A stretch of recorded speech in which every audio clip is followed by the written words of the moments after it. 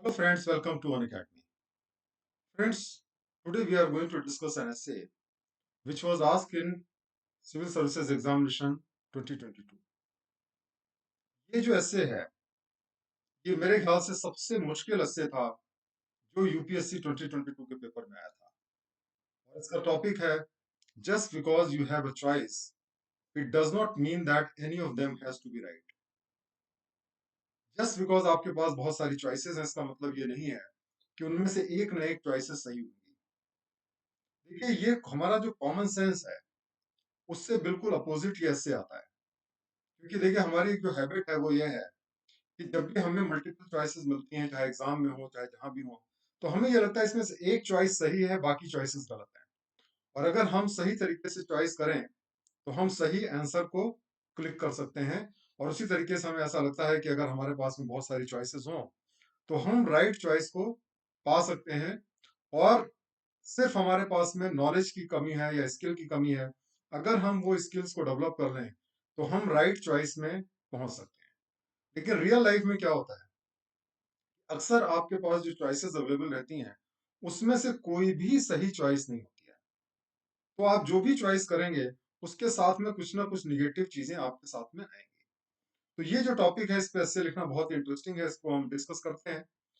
देखिए, इसका सबसे पहले जो सोर्स है मैं आपको बता दूं कि ये जो टॉपिक है ये नॉर्टन जस्टलर है, जो एक अमेरिकन एकेडमिक आर्किटेक्ट हैं और राइटर हैं। उन्होंने अपनी बुक फैंटम टूल बूथ जो है उसके अंदर ये कोटेशन दिया हुआ है। और ये बहुत ही पॉपुलर कोटेशन है और बहुत ही डीपली फिलोसफिकल कोटेशन। अब देखिए, सबसे पहले हम ब्रेन स्टॉर्मिंग पे आते हैं। जैसा कि हमें मालूम है कि फिलोसफिकल एसेज में ब्रेन स्टॉर्मिंग और क्वेश्चन बेस्ड ब्रेन स्टॉर्मिंग काफी यूजफुल रहती है। तो सबसे पहले हम यहाँ पे डिस्कस कर सकते हैं कि हमें चॉइसेस की जरूरत क्यों होती है। Why do we need choices? हर आदमी देखिए लाइफ में चॉइसेस चाहता है, चाहे पार्टनर हो, चाहे जॉब्स हो, चाहे कैरियर हो, चाहे पैशन हो। तो हम क्यों चाहते हैं? चॉइसेस के क्या बेनिफिट होते हैं? और अगर हमारे पास बहुत सारी चॉइसेस हो तो उसके क्या इम्प्लीकेशंस होते हैं, उसका क्या इफेक्ट होता है?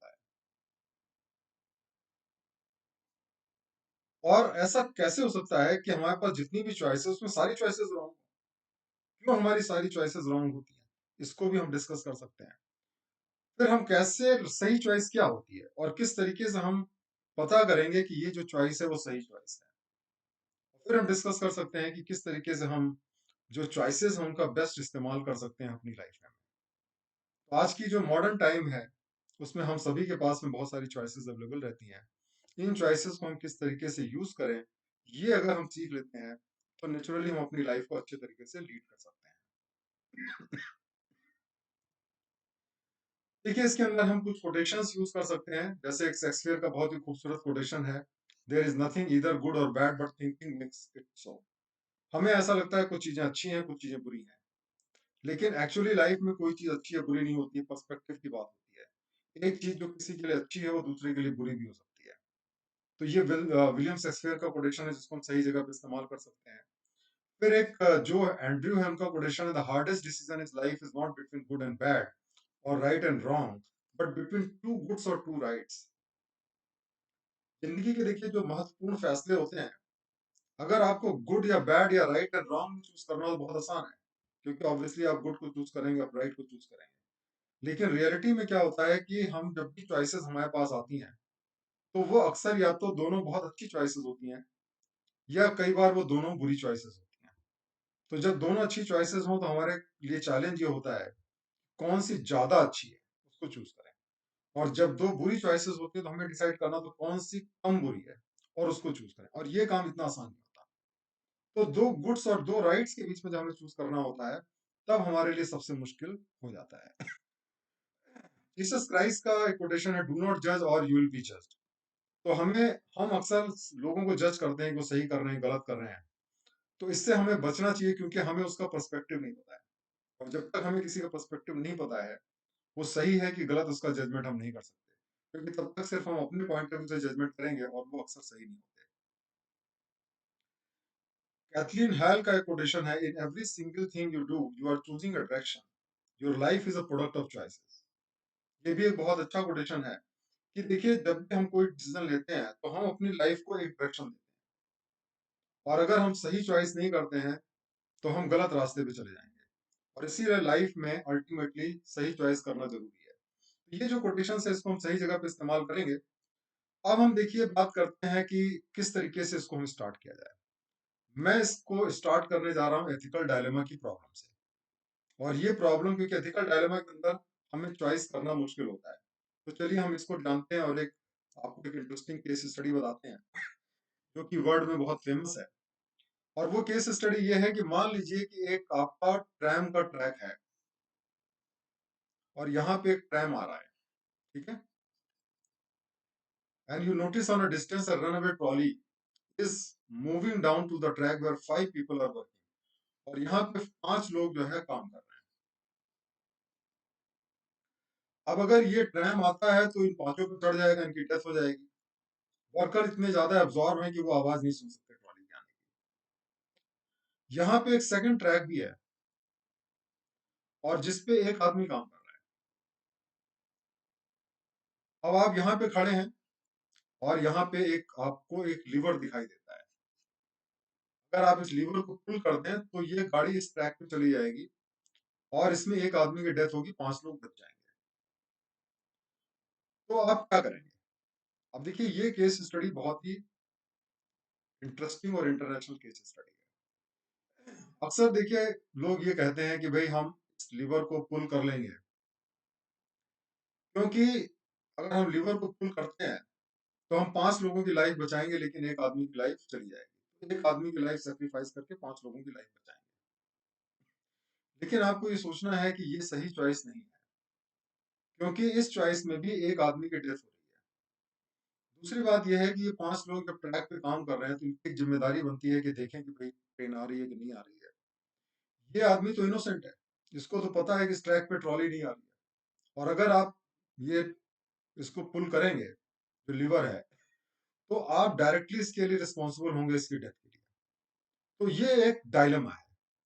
अगर हम कुछ नहीं करते हैं तो भी हमें ब्लेम किया जाएगा कि आपने 5 लोगों की लाइफ नहीं बचाई जो आप बचा सकते थे। और अगर हम पुल करते हैं तो भी हमें ब्लेम किया जाएगा कि आपने एक आदमी की जान ले ली। तो रियल लाइफ में प्रॉब्लम्स अक्सर इस टाइप के आते हैं कि हम चाहे करें या ना करें दोनों सिचुएशन में, और जो भी हम डिसीजन लें उसके अंदर कुछ निगेटिव साइड रहते हैं। वैसे एक और बहुत ही फेमस केस स्टडी है जो कि हम इस्तेमाल कर सकते हैं। जैसे कि मान लीजिए आप इमेजिन करिए कि आपके फादर का एक्सीडेंट हो गया, बहुत ही सीवियर एक्सीडेंट है, उनको लेकर के आप हॉस्पिटल जाते हैं। हॉस्पिटल में एक डॉक्टर है, जब आप उनको एडमिट करना चाहते हैं तो डॉक्टर कहते हैं कि भाई हमें 10,000 रुपीज का ब्राइब चाहिए। वो एडमिट नहीं करेंगे, कहते हैं हमें 10,000 रुपीज नहीं दोगे तो फादर को एडमिट नहीं करेंगे। अब आपके पास में चॉइस है कि आप ब्राइब दें या ना दें। अब अगर वो 10,000 रुपीज आप दे देते हैं, ब्राइब देते हैं, तो ये एक इलीगल काम हो जाएगा, करप्शन हो जाएगा, क्योंकि ब्राइब देना भी करप्शन है। और अगर आप ब्राइब नहीं देते हैं तो आपके फादर की लाइफ को रिस्क हो जाता है, आपके फादर की डेथ हो सकती है।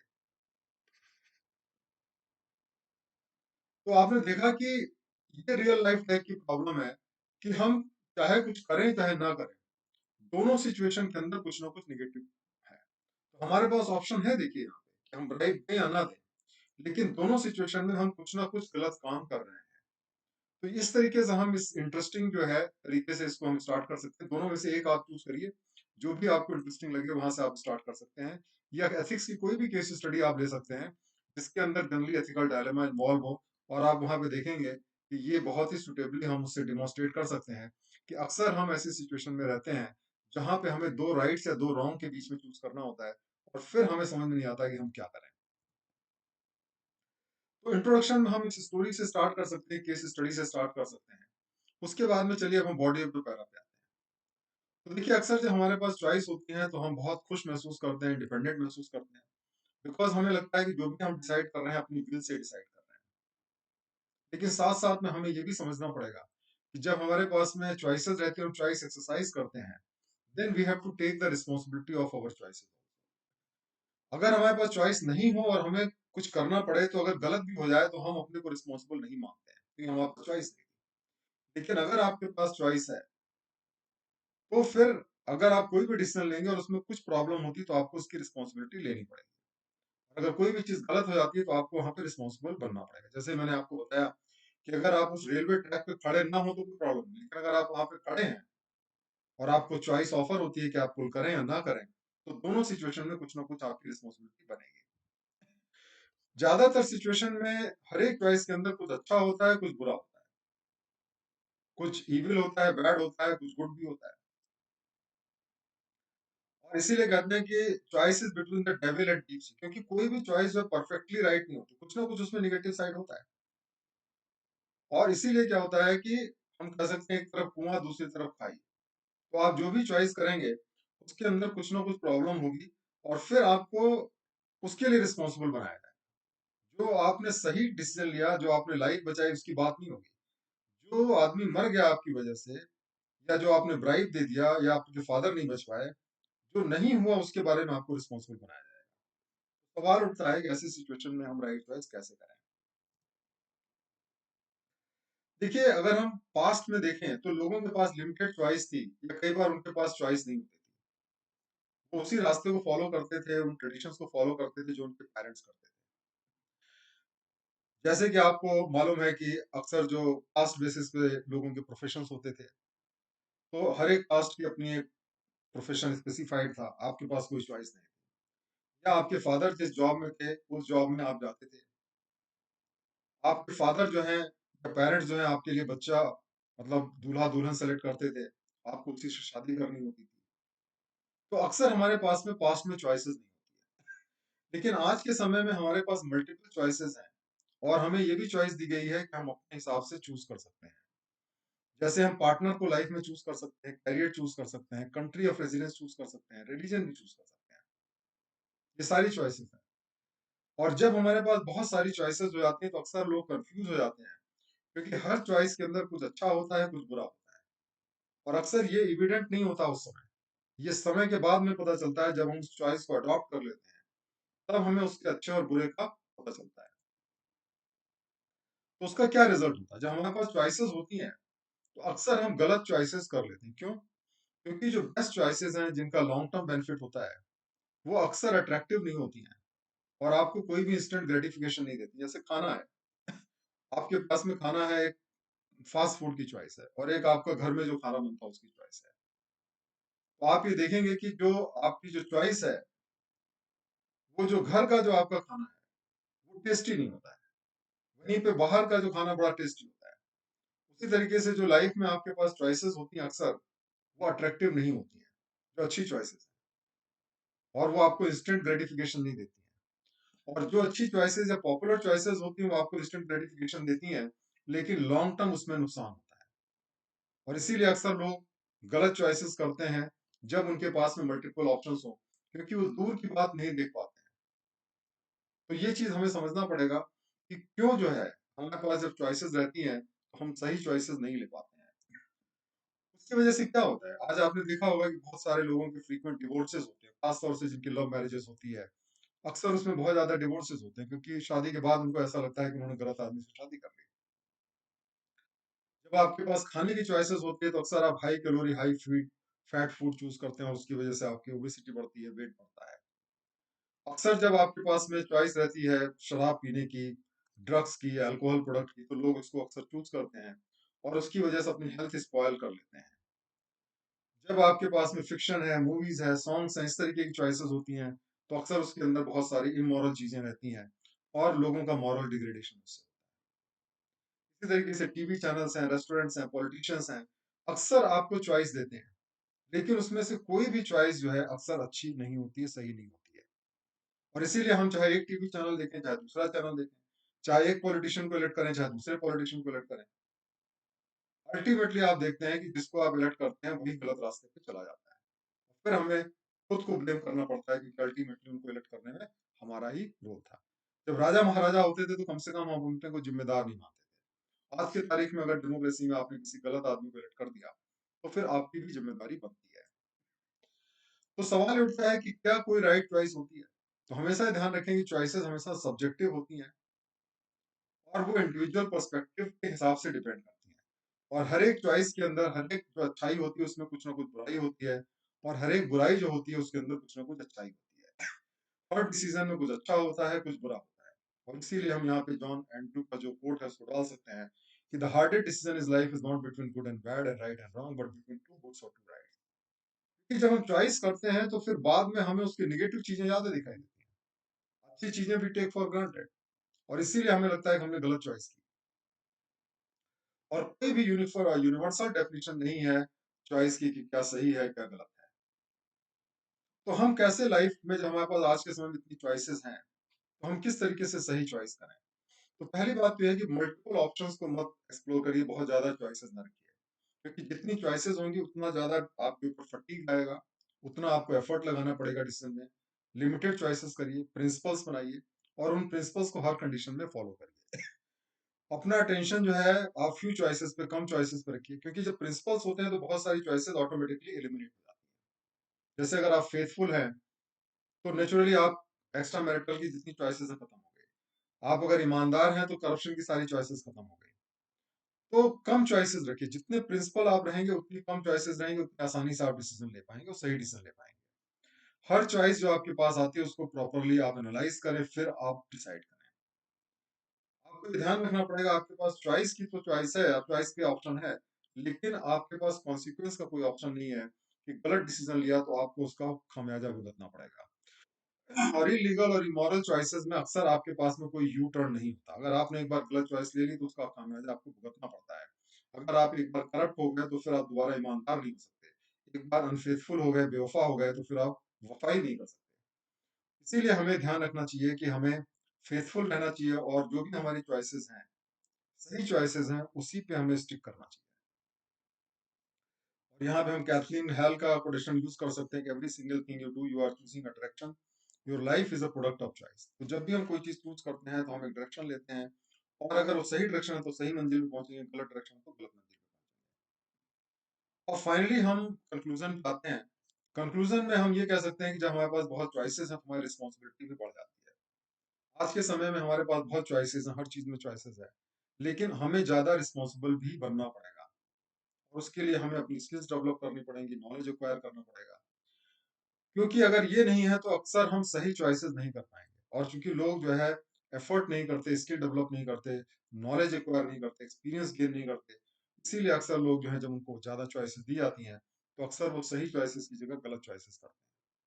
जैसे कि अगर आप देखिए, अगर आपको चॉइस होती है तो हेलमेट लोग नहीं पहनते, सीट बेल्ट नहीं पहनते हैं, और इसीलिए उसके लिए गवर्नमेंट पेनल्टी लगाती है, तब उसके डर से लोग पहनते हैं। हमें ऐसा ध्यान रखना चाहिए कि लाइफ हमारी बनती है हमारी चॉइसेस, अगर आप सही चॉइस करेंगे तभी आपकी लाइफ अच्छी बनेगी। और हमें ध्यान रखना है, कोई भी चॉइस एब्सोल्यूट सेंस में अच्छी या बुरी नहीं होती, राइट या रॉन्ग नहीं होती। तो जब भी हम कोई चॉइस करें तो उसके निगेटिव चीजों के लिए भी साथ में तैयार रहें, दोनों चीजें मिल करके ही हमको मिलेंगी। लेकिन किसी भी कीमत पे चॉइसेस से घबराना नहीं चाहिए कि हमारी चॉइसेस गलत हो जाएंगी। ऐसा नहीं करना चाहिए, क्योंकि चॉइसेस जब आती हैं तो हमेशा उसमें से जो बेस्ट चॉइस हो उसको आपको करना चाहिए। That may not be the right choice, क्योंकि उसके साथ कुछ ना कुछ निगेटिव जरूर होगा, लेकिन फिर भी जो बेस्ट हो उसको आप चूज करिए। और आपको स्किल एक्वायर करना चाहिए, नॉलेज एक्वायर करना चाहिए, ताकि आप बेस्ट जजमेंट कर सकें। और एक बार अगर आपने चॉइस किया तो फिर उस पर स्टिक करें और उसको लॉजिकल कंक्लूजन तक ले जाएं।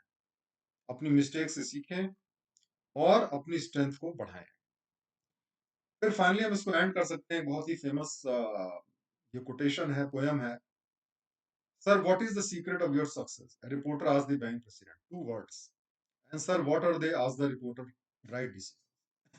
तो लाइफ में सक्सेस का सबसे बड़ा मंत्र है right decision. And how do you make the right decision? One word, what is that? Experience. Right decision आप पहले दिन से राइट डिसीजन नहीं ले सकते, आपको एक्सपीरियंस चाहिए राइट डिसीजन के लिए। एक्सपीरियंस कहाँ से आता है? That reporter asked, two words, and sir what are they? Wrong decision. कि रॉन्ग डिसीजन से ही एक्सपीरियंस आता है। जब आप रॉन्ग डिसीजन करते हैं तो आपको पता है क्या चीज आपको नहीं करनी है, फिर उसको जब आप एलिमिनेट करते हैं तो फिर आप धीरे धीरे राइट डिसीजन लेना शुरू करते हैं। तो इसलिए गलत डिसीजंस अगर आपके होते हैं उससे घबराइए नहीं, हमेशा सही डिसीजन लीजिए, और धीरे धीरे करके आपकी क्वालिटी ऑफ डिसीजन मेकिंग बढ़ेगी और आप बेटर चॉइसेस कर पाएंगे। और हमेशा मेंटली तैयार रहिए कि जो भी आप चॉइसेस करेंगे उसमें कुछ ना कुछ निगेटिव होगा। प्लस के साथ में निगेटिव को भी एक्सेप्ट करना हमें आना चाहिए, पॉजिटिव के साथ में निगेटिव को एक्सेप्ट करना आना चाहिए। और इस तरीके से हम इस एस्से को लिख सकते हैं।